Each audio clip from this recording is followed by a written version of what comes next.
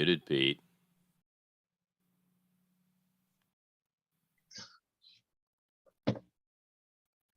There you go.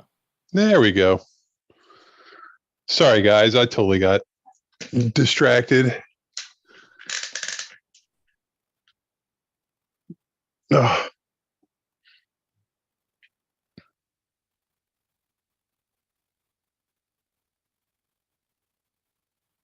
All right, we're streaming, guys.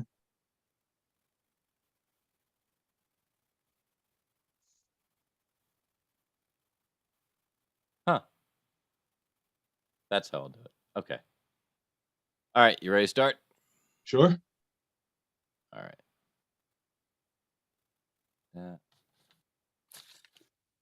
This week on the Media Virus...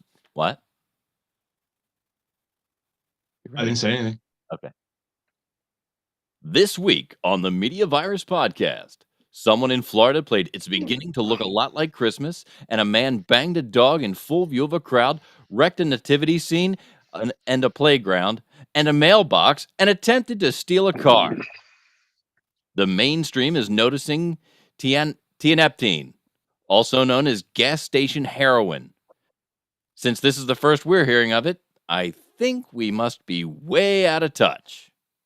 According to NPR News, racist medical devices are out to get black people. All this, more news. Maddie fixes headlines, Maddie's TikTok nonsense corner, and maybe the infection team will come up with another catchy Maddie-related title and bring you a wall-to-wall Maddie C-block. On this, the 110th episode of the Media Virus Podcast. It's the Media Virus Podcast.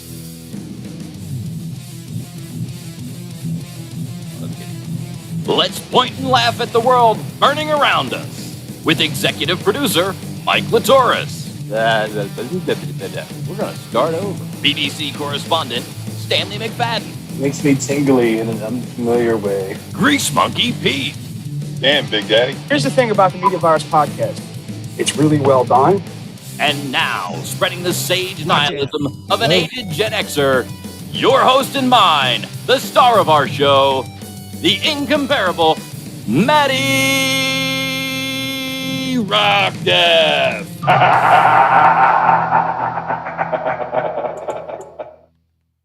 Hi, damn, do we have a show for you people this week? I am Maddie Rockdeath. I am a drunk, a pervert, a junkie, and a sodomizer, but you can call me the Salamanizer. Listening to a lot of Guar today, missing Brocky, driving around. It's a shame. But that's just where that came from. I was trying to ignore the fact that we're sliding into a dystopian nightmare and we're shipping off Patriot missiles to Ukraine. We're going to enter World War III. Life's about to get a lot harder for everybody. So let's start thinking about the Christmas season. You know, I want to get in the Christmas mood. That's kind of like, you know, Christmas is coming. So, you know, how do you like to celebrate Christmas, Pete? What do you like to do for Christmas? Oh, fuck, I muted Pete. Hang on. Did you mute me? I did, because you kept interrupting the intro. I did not. You're moving and it shifts. Go ahead. How do you celebrate Christmas, Pete? How do I celebrate Christmas? Usually I hang out with some friends, you know, see some, you know, go to the family's house for dinner occasionally, not every year. But no. Did you ever do any dog sitting? You know what? No, I never did any dog sitting at Christmas. At Christmas, but you've often dog sat, right? I did a fair amount of dog sitting in the last couple of years. Yeah. Has anyone ever described you as a Florida man? No. That's probably a good thing. Because a Florida man was arrested after having public sex with a dog, damaging a church nativity scene. A Florida man was arrested after he had sex with a dog in front of families, wrecked a nativity scene at a nearby church, and attempted to steal a vehicle. Just a correction. He didn't bang the dog in front of his family. He's not a pervert. That's right. It was just a family. A family. A family. Could have been any family, you know? Chad Mason, 36, was arrested Sunday on several charges, including sexual activity with an animal, exposing sexual organs, and criminal mischief to a place of worship. Mason knew the owner of the Golden Doodle dog. He was taking it out for a walk in an apartment complex in the 2600 block of McMullen Booth Road around 4:30 p.m. on Sunday, Clearwater police said. He then began having sex with the dog in front of multiple adults and a child who was under 16 years of age. One of the adult witnesses confronted Mason, who then fled the scene to North. Hey, you're fucking that dog. What? Surprised they didn't go up to him and shake his hand and be like, "Hey, buddy, way to go." Hey, nice dick, guy. You really know how to fuck a labradoodle. So he then fled the scene to Northwood Presbyterian Church. He entered the church and proceeded to knock over a nativity display, break several potted plants, and throw children's toys from a playground area. Mason's actions resulted in an estimated $400 in damages to the church, according to officials. He then left the church and went into an adjacent neighborhood where he destroyed a mailbox and attempted to steal a car. Officers were then able to take him into custody and book him into Pinellas County Jail. Jesus Christ. You think he was like on something? Well, right now he's on bond. He's been released on bond, and he will appear in court later this month. Wow. What made him think that running to a Presbyterian church, was the best idea? I mean, there's those a lot of Presbyterians, they don't take your shit, man. They're There's a lot to unpack here, Pete. I mean, there's like, if he was dog sitting, why didn't he just fuck the dog at home? Well, the friend was there. Maybe. You're not gonna fuck the dog in front of the owner, man. That's rude. You're gonna take it outside and fucking in front of the family. Right. You know what I mean? Suppose that is rude. He's got dignity, dude. You know what I mean?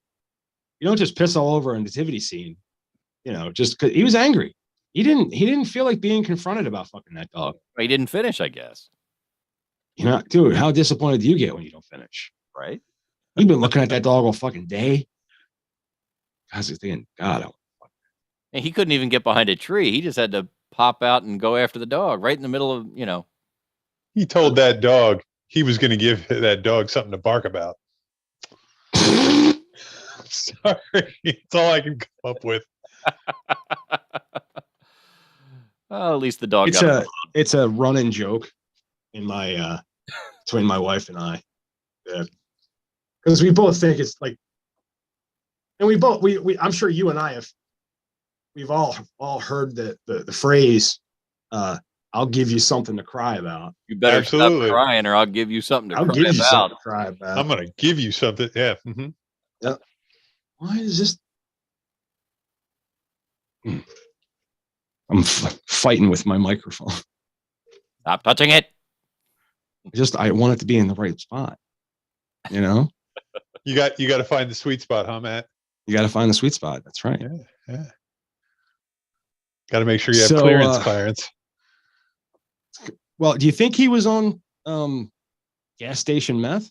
He could have been. It's gas station heroin we're talking about, but gas station. I'm sorry, gas station heroin.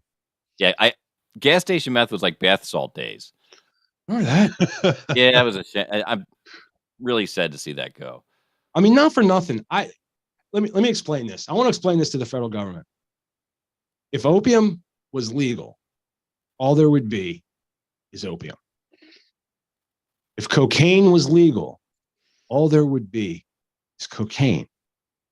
But now, because everybody's got to skirt the fucking rules. Oh, it's not cocaine. It's not. It's not this. It's not illegal. Ha ha. Now we've got these dangerous drugs where people are eating faces and fucking going through terrible withdrawals. Apparently, like I heard about this, I got all excited. I'm like, oh man, available opioids, and then they start talking about this. It's not a real opioid. It hits on the opioid receptors. Tmvp is an antidepressant, but it's being sold in the U.S., especially at gas stations, as a dietary supplement and functions like an opioid. The drug called tianeptine is colloquially known as gas station heroin. It's been banned by several states now. It's being marketed as a dietary supplement, but some users are describing it as a highly addictive opioid. Is there a picture? There is a picture, so we can all see what we Why, gotta yes. get. Yeah, Yes, what we're gonna go buy. so we can show the I advertisement. wonder what would happen if you crushed it up and snorted it. I don't know. On next week's show, Maddie tried. No, Matty tries gas station. I don't know gas if station opioids. I'm not entirely sure if it is one of those things that can be absorbed through a mucous membrane. I don't know its mechanism. Oh. I didn't get that far into it. The drug called tianeptine is. Why are we looking at your jingle palette? Oh, well, because I guess the wrong thing shared when I hit share. How about it? Let's try it like this. How's that? Oh, there we go. TD red is what you're seeing? The diet. Yes, that's right. And look, there's a warning right on it. May cause you to fuck dogs in public. A drug called tianeptine, colloquially known as gas station heroin, has been banned in several states. It's being marketed as a dietary supplement. It is a tricyclic antidepressant used to treat depression in some European, Latin American, and Asian countries, but it's not approved by the FDA for medical use in the United States. It's not a controlled substance and is typically sold in the U.S. as a dietary supplement, a nootropic, that's a chemical that can improve cognitive function, or a research chemical under brand names like Zaza Red, TD Red, and Tiana. It can be found at gas stations or easily bought online. Medical experts say tianeptine functions as an opioid because it hits opioid receptors in the brain, which explains why people have reported severe withdrawal when they try to stop using it. People are using it to either manage or withdraw from harder, harsher stuff, and they're kind of starting their journey in developing an unhealthy relationship with it based on its effects. And its effects are opioid-like effects, said Dr. Patrick Marshallak, an associate professor at West Virginia University School of Medicine. There's very little known about tianeptine, including how many people are using it. The reports from both the FDA and the DEA have noted upticks in poison control calls about the drug up until at least 2020. It's been banned in Michigan, Alabama, Minnesota, Tennessee, Georgia, and Indiana. Officials in Mississippi issued a health alert about it earlier this year. Experts told Vice News the issues surrounding its use are part of a larger problem where unregulated substances mimic the effects of illicit drugs despite being marketed in a benign way. Hunter Barrett, 26, who has a painful esophagus condition and has been addicted to opioids in the past, was skeptical about the tianeptine and its efficacy. But when he moved to Pensacola, Florida from Alabama in January, he noticed that every time he went to the gas station, people were buying Zaza Reds. I'm sitting there thinking, it's a gas station. This shit ain't going to be any good, he told Vice News. Still, he bought some and eventually switched over to a brand called TD Red, which he described as feeling like a mix of Percocets and cocaine. Wow. So where do we get this then? They were amazing. Like, wow, it took away all the pain, Barnett said.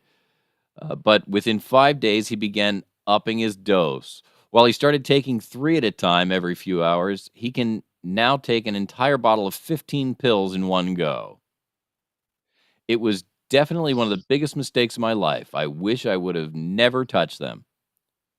It was definitely, Barnett said tianeptine's effects wear off quickly. He would sometimes take them before bed and have to wake up in the middle of the night to take more to avoid going into withdrawal. He said he began going through 3 to 6 bottles a day at $30 a piece. Oh, He said he started working his job delivering groceries via Instacart every day, but was still broke due to how much he was spending on pills. I've spent $50,000 since January on these. Where the fuck did you get $50,000 from?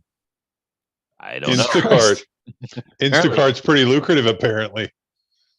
Dude, fuck if you can afford it, man. So, I mean, that's the just sounds like a bunch of fun. I don't know.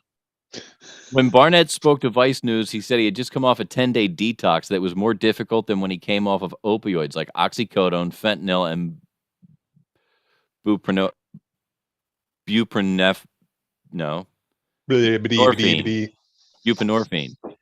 He said he experienced nausea, sweats, vomiting, fever, body pain, and relentless chills.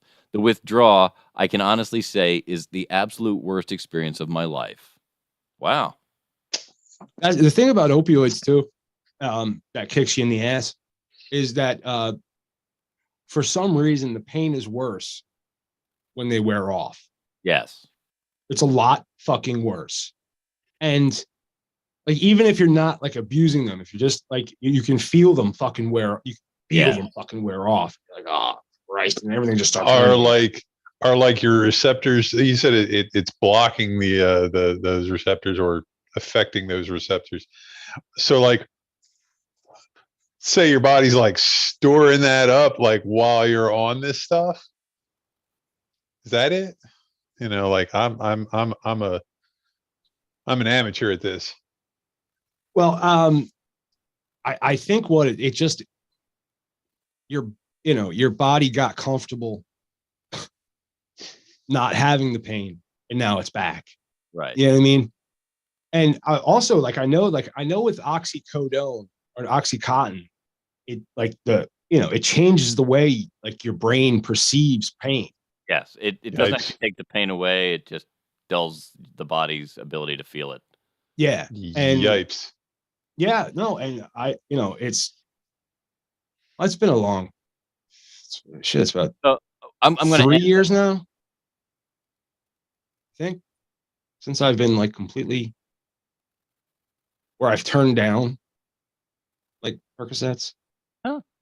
You know what I mean? Said no thank show. you. Good show. You know what I mean? Like what I'm saying is, and like, I'm just, but I seek out a lot of other, Stuff. Pain relief remedies. Like I'm California sober, as they say. Well, speaking of California sober, I'll leave you with this. I scanned the rest of the article. There's not a lot of interesting stuff other than he said he plans to move back to Alabama where Tmvp is banned. Despite the difficulty of his withdrawal, he said he celebrated his 10-day detox by taking 12 pills. But he doesn't believe it will override the detox. Dude, some dudes just go through detox so the drugs work better. Right. I've done it. But yeah, I don't think that guy's has anybody OD'd on the shit? There wasn't any indication. There wasn't any mention of people ain't dying. There's What's the difference? There's been an uptick in poison control calls for it. Ooh. Oh. So I can't wait till they find the Narcan resistant fucking strain of shit that they're gonna. You know what I mean? It's like it kills you like opioids, but Narcan doesn't do shit. It's gonna be great. China will figure it out, just like they did with fentanyl. They'll figure it out. Which they're not. There's not. Listen, when China takes over this country, there won't be a shot fired. You can a bunch of pussies. You can Narcan away fentanyl if you catch it right, but they have to put you on a drip because it stays in your system for so long. Oh yeah. Yeah. Now, did you ever I don't know is it really like Chicago PD where I don't know if you guys ever seen it. It's like fentanyl, like a little bit of dust got in the air. It's like, oh, you could fucking die, and somebody dies because they breathe fentanyl. Is it that strong? It depends on how the strain of fentanyl. Well, it depends on exactly how strong and the concentration that's around. But yeah, a little bit can get on you, and there's been some reports that I've read here of officers who have done traffic stops and come in contact with residue. Didn't find anything, but were in a car where it had been transported or whatever, it came in contact with residue, and write the ticket or whatever they're going to do, get back in their car, and get so fucked up that they have to like pull over and call for help Zoinks. just from skin contact. Fucking Zoinks. and they get free drugs, dude. Being a cop's the fucking best. But if you have to go to the hospital, Yeah. you got to really be careful. This really sounds like a white people drug, though. Yeah, definitely. This shit they're selling in gas stations. It's a bit more of a white folks kind of adventure. But you got to be careful because all of the medical devices are racist. Not all of them. It's mostly the pulse oximeters, that little thing that they tape to your finger when you're in the hospital that checks the concentration of oxygen in your blood. Oh yeah. When it comes to darker skin, pulse oximeters fall short. Over the past 2 years, the pulse oximeter has become a crucial tool for tracking the health of COVID-19 patients. The small device clips onto a finger and measures the amount of oxygen in a patient's blood. But a growing body of evidence shows the device can be inaccurate when measuring oxygen levels in people with darker skin tones. A study published on Monday only adds to this concern.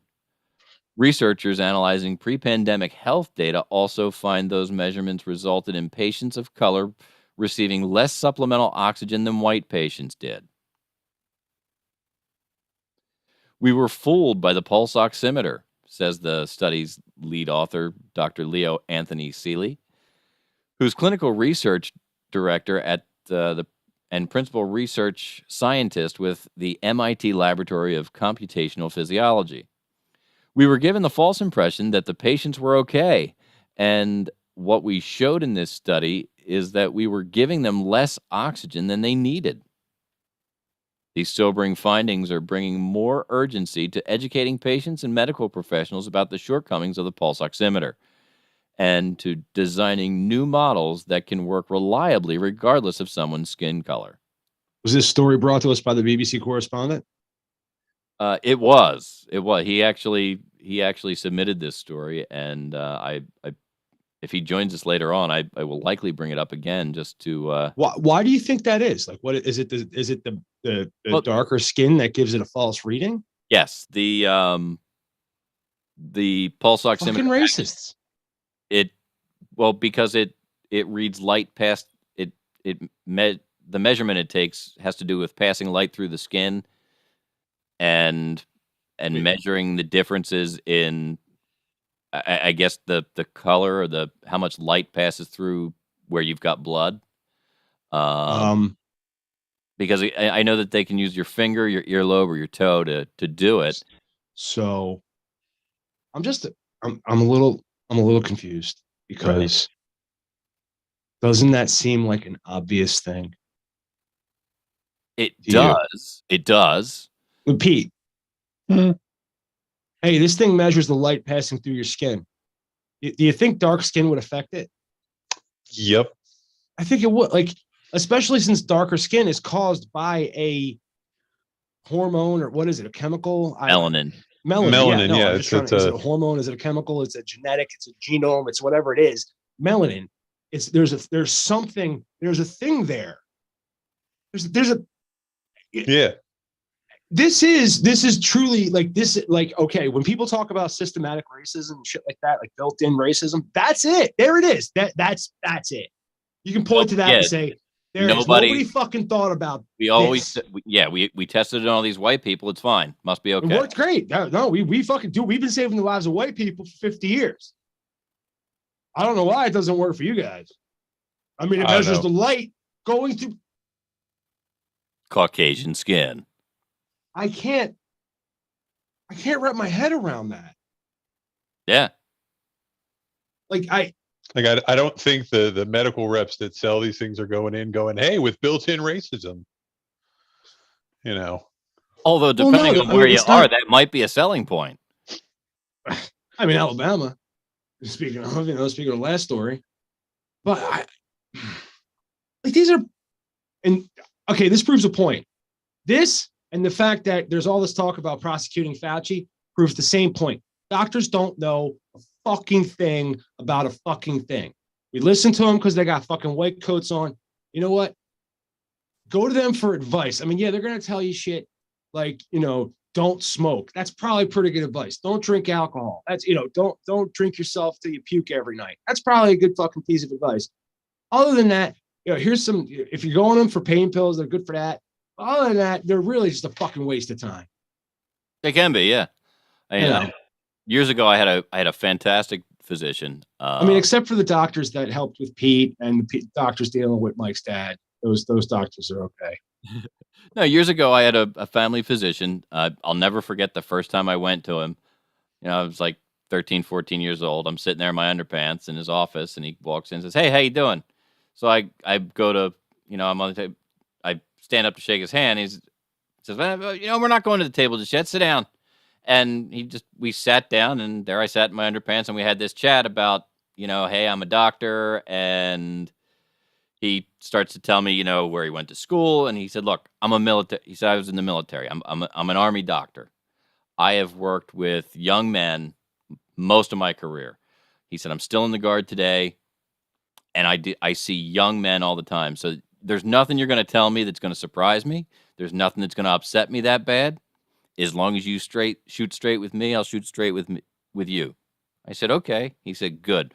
Now that we've got our no bullshit policy in play, let's do this." And I had my first physical with him, and he was awesome because he was straightforward. He didn't bullshit you. If there was two ways to do something, he'd hook you up with either the easy or the cheap way, whichever way you needed to go. It was. Yeah, he was. It was. I mean, some doctor, It was some good doctors old know what they're doing. fashioned doctor. It wasn't. It was smart. This makes sense, so we'll do it. Kind of stuff. We just gotta remember the doctors. Doctors. What were we talking about? Important question, Mike. Were you sitting on like a fire truck or like a construction vehicle at that point? In like the miniature? No, it was not even. It was the first time I had been to a doctor since going to a pediatrician. This was my grad. Oh, okay. This was my move from pediatrician to regular family physician. I'm trying to think what movie that is where he goes in to see his doctor and he's like an adult and he sits on like the fire truck and looks at the guy and the guy goes, "Look, dude, I'm a pediatrician."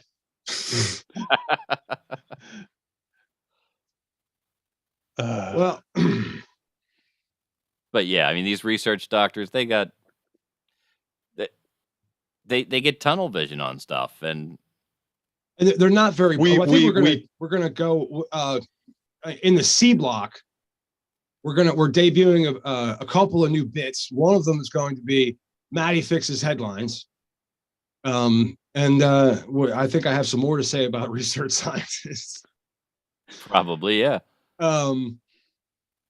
We're also going to be doing a review of some. We're going to, what's it called? Maddie's shit. Maddie's shit. The shit I buy from Amazon. And B Block coming up. I think we've got more news. Yeah, I got to wait. I only have a couple of stories lined up. Actually, there's a little bit of crossover. One of your headlines that you're going to fix in the C block actually pops up in more news that we can chat a little bit about it, I guess. All right. It was kind of long, but I think it's worth talking about twice because it's kind of an important subject. Okay.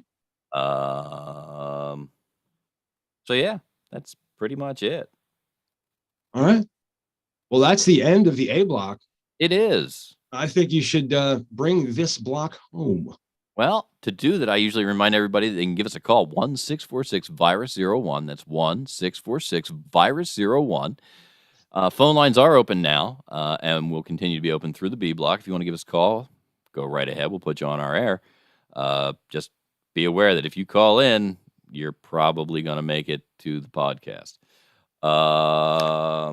Let's see what else. Oh, you can check out our website. And I actually just put a new page on the website today for the new segment, Maddie's Shit. There will be a special page for all the shit that Maddie talks about. And when Maddie buys some shit and reviews some shit, we'll put links up there so you can go buy that shit. And that's at themediavirus.com. Now that I've told you all that, I'm going to tell you that we'll be back with the B block in just a bit. Not live, though. And how should we go out of here today, Pete? Well, gee, I always like the surprise. Okay, so I'll surprise you.